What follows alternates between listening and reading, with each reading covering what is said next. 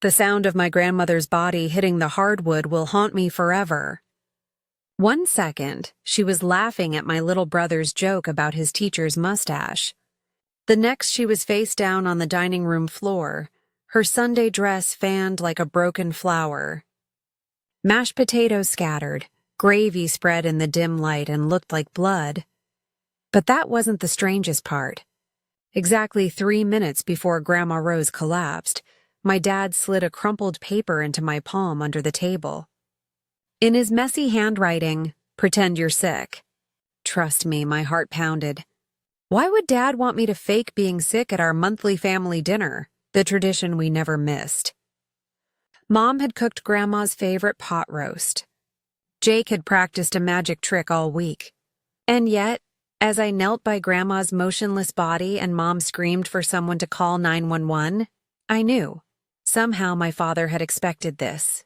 That terrified me more than anything. Let me go back to how everything began. Everything started 3 hours earlier, when I walked into my childhood home and felt instantly that something was very wrong.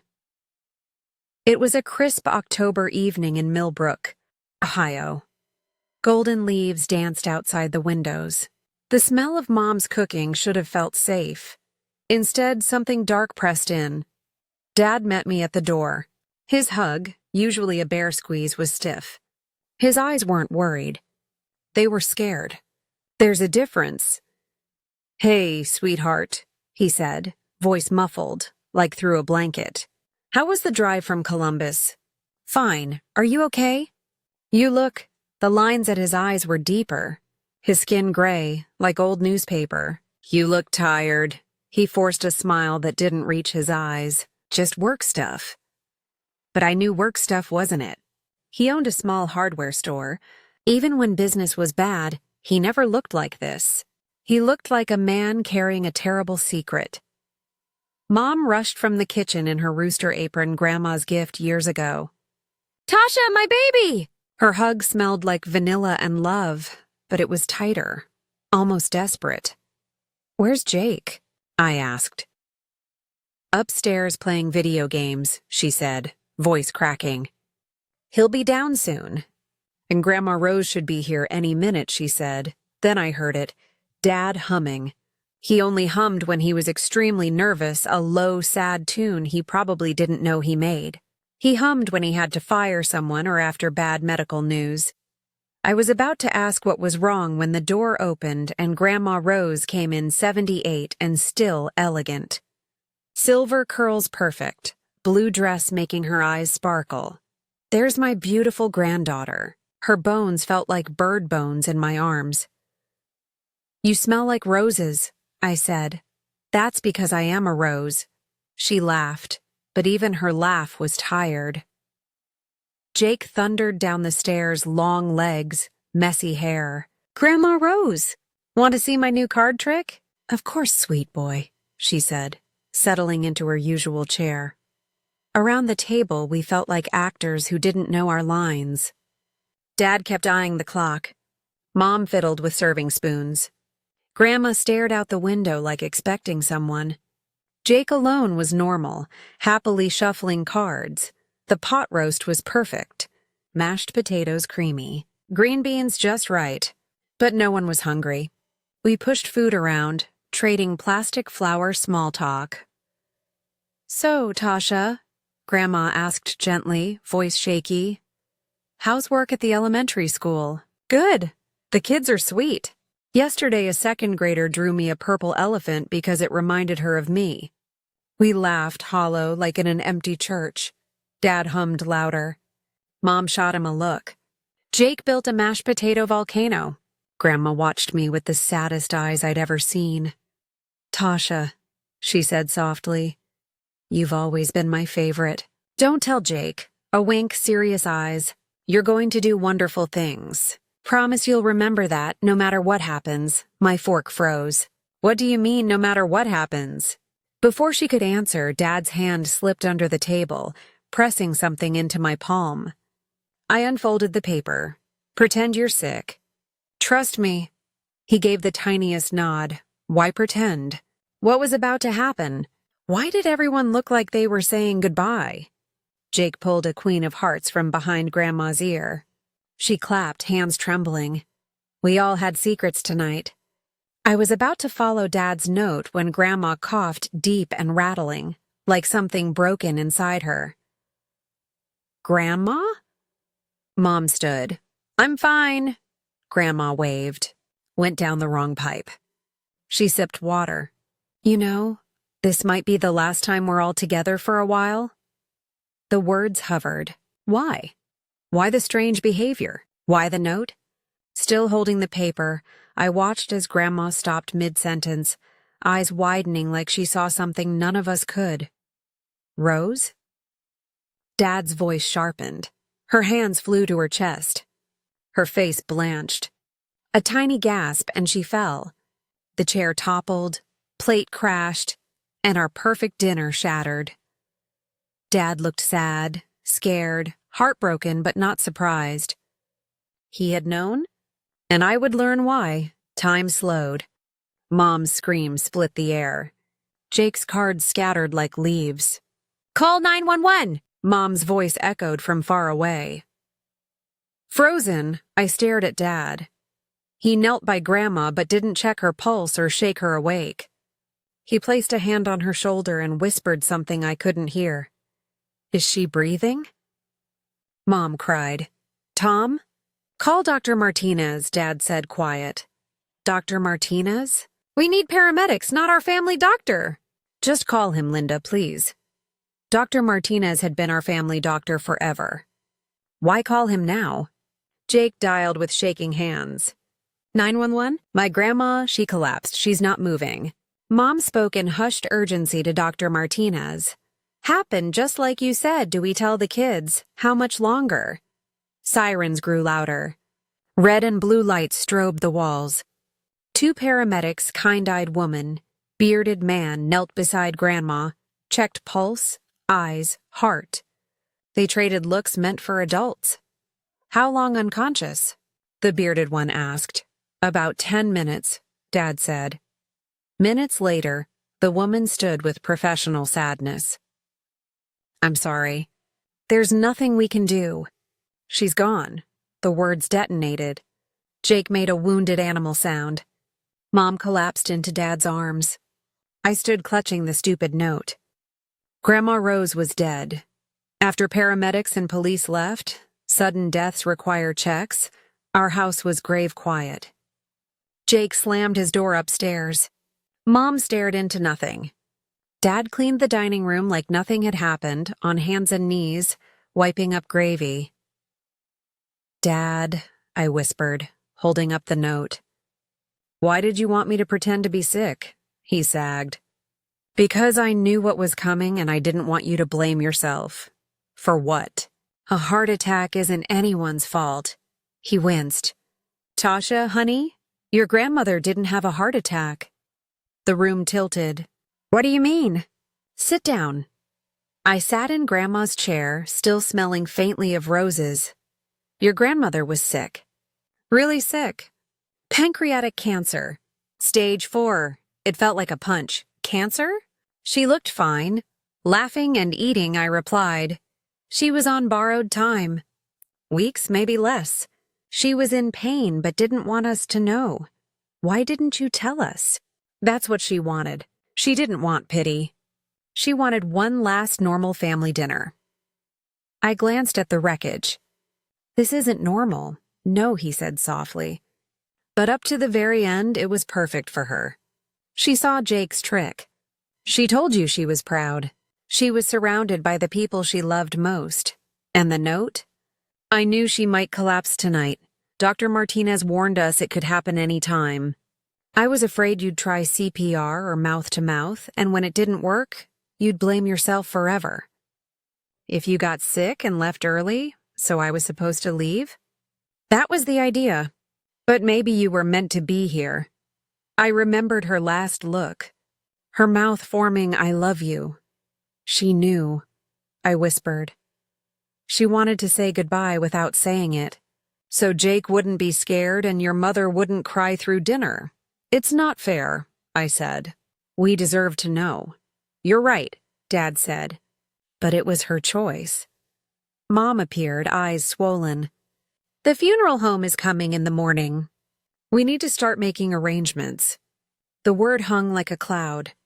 There's something else. Dr. Martinez wants us tomorrow. Before I could ask, Jake's door flew open. He charged down, eyes red. I heard you.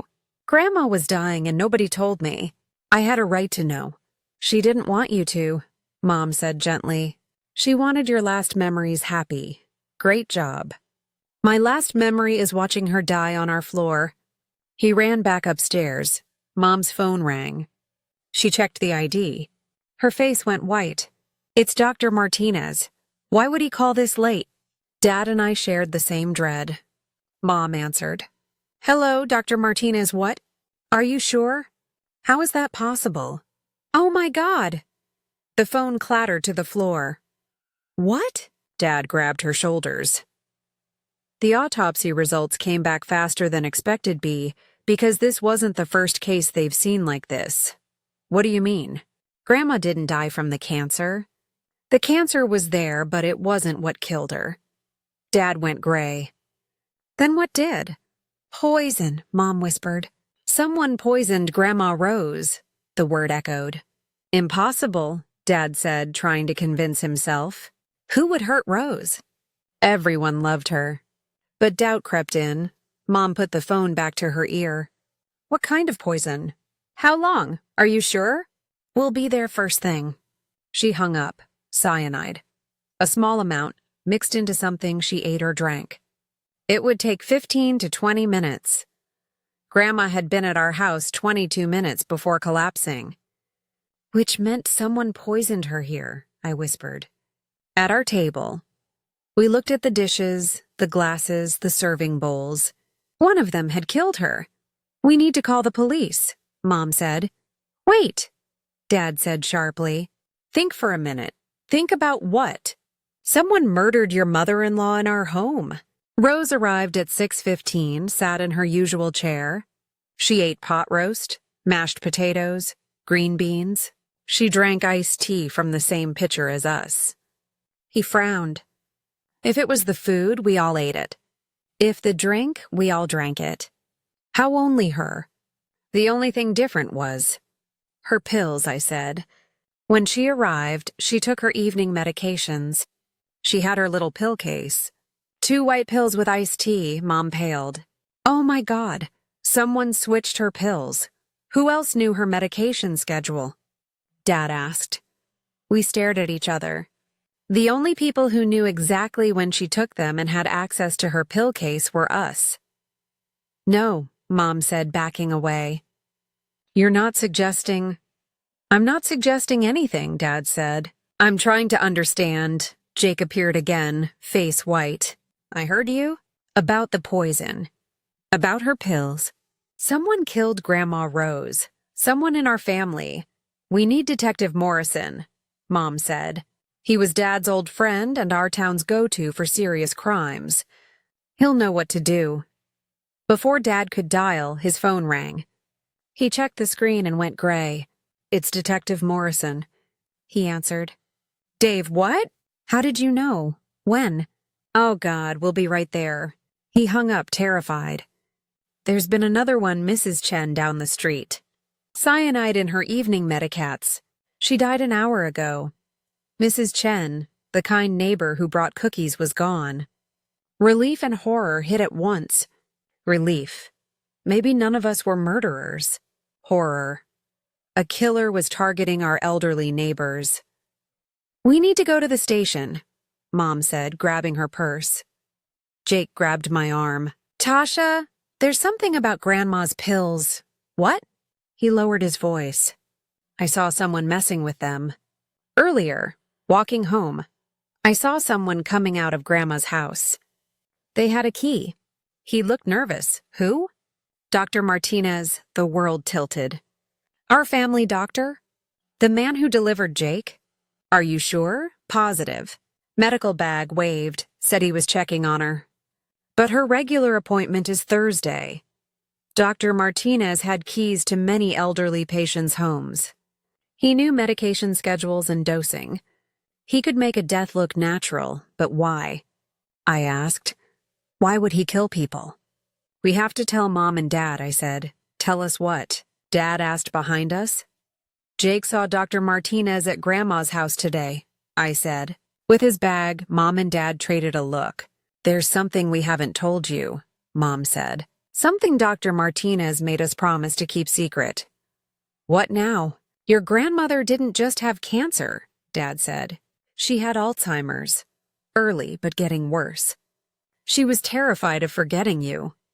She asked Dr. Martinez to help. If it got bad, you're saying he agreed to. Kill her? She begged him. Dad said.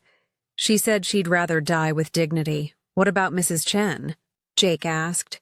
Did she have Alzheimer's too? We don't know, Mom whispered. If Dr. Martinez thinks he can choose who lives and dies, we all understood. The healer had become an angel of death. We have to stop him, I said. Dad dialed Morrison. Dave, it's Tom. We think it's Dr. Martinez. What? Oh no, he went white. He never went home, his wife called. He left with his medical bag and didn't come back. So where is he? I asked. Dad looked into the October dark. Still out there, making house calls. Then our lights went out. We stood in darkness, listening to our breathing. Branches scraped the windows like fingers. The power must be out, Mom whispered, not sounding convinced. Footsteps creaked on the porch. Slow, careful. A key turned in our lock. Hello? The familiar voice called. Tom? Linda? I saw your lights go out. Thought you might need help. Dr. Martinez. The voice that once comforted me now sounded cold. Dad pulled Jake and me behind the couch. Mom crouched beside us, hand over her mouth. Dr. Martinez's footsteps moved through the house. I know you're here, he said, closer now. Detective Morrison called. Said you had questions about Rose. I thought we should talk. His flashlight beam danced along the walls. He set his medical bag on the coffee table. Metal glinted in the light. Rose asked me to help her, he said calmly. She feared forgetting you. She wanted peace.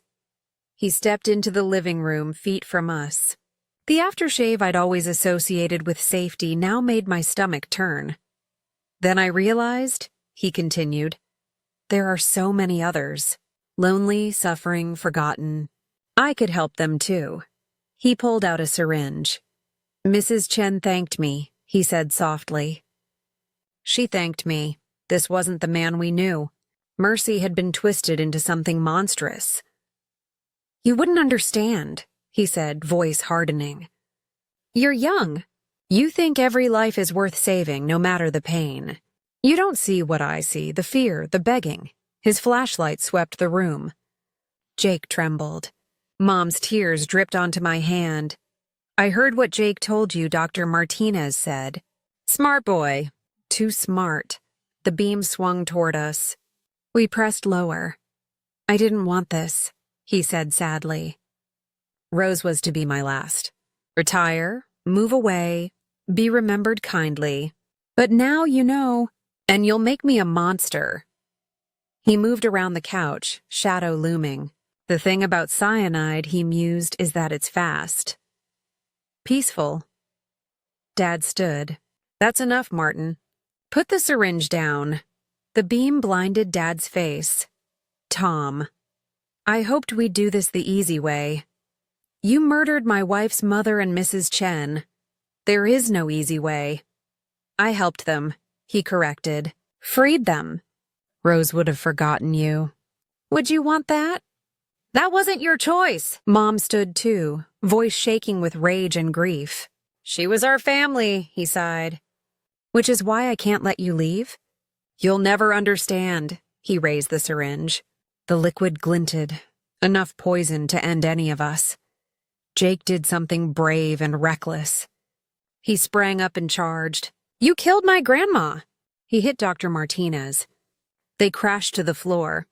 The flashlight spun, flinging wild patterns. The syringe rolled under the piano. "Jake!" Mom screamed. Dr. Martinez was stronger, but Jake was furious and quick. They grappled. "The circuit breaker!" Dad yelled. "Tasha! Basement flipped the main!" I didn't want to leave, but we needed light. I used my phone as a flashlight, heart pounding, found the panel, and threw the main. The house blazed on. Upstairs, Dr. Martinez straddled Jake, hands at his throat. Jake's face purpled. His legs kicked weakly.